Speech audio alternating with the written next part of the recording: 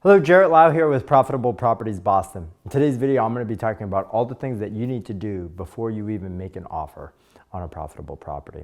So first and foremost, you're going to need to have a good credit score. Good credit score is essential when it comes to obtaining a mortgage. If you go into a bank or try to go to a loan officer and say, hey, I need hundreds of thousands of dollars, but I don't have a good credit score, they're not going to give you the money, or they're going to charge you an exorbitant amount of interest that just won't make any investment property financially feasible.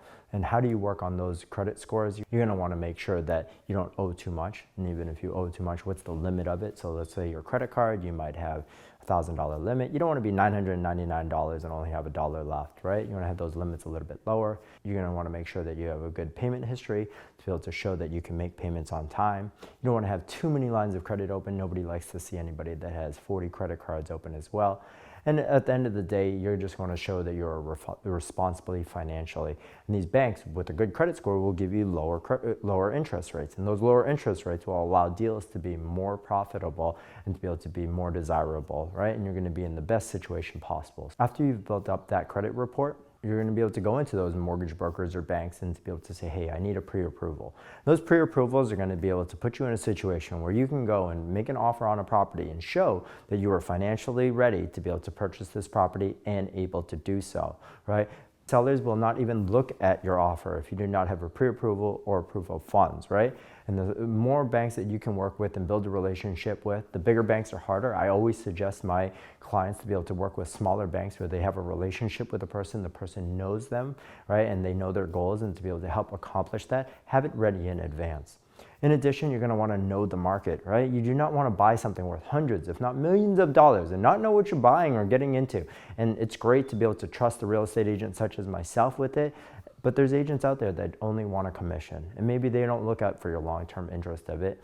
And not to say that they won't, but you should be educated enough to be able to know what's a good deal and what isn't. So I work with a lot of my clients to be able to go through, show them all the sold properties in an area. I show them whatever's on the market as well, and so that they have an idea of pricing. So I quiz them even and say, hey, how much is a two-family in Somerville sold for?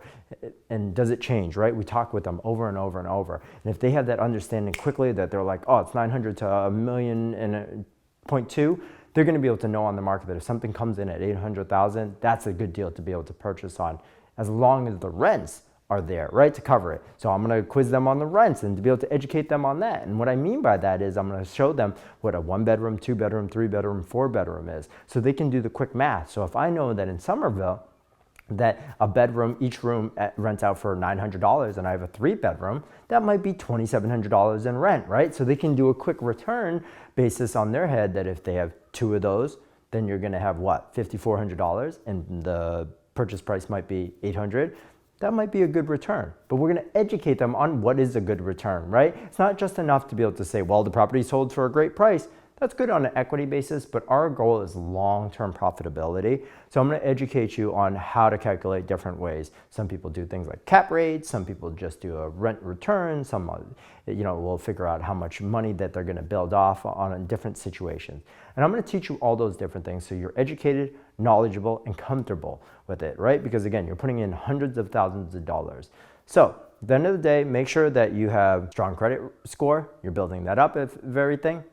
You have a mortgage pre-approval, banks, relationships, and then you have that education of the market, of the other deals, what you're going to be buying. And so you have that comfort level that when the right property does come, you pull the trigger and you're 100% comfortable with it, because that's our job, is to be able to educate you. So if you or anyone else you know is looking for a real estate brokerage house that specializes in investment properties and can guide you through, right, and make sure that you have everything that you're ready for and prepared before you even get into the market, please think of Profitable Properties Boston.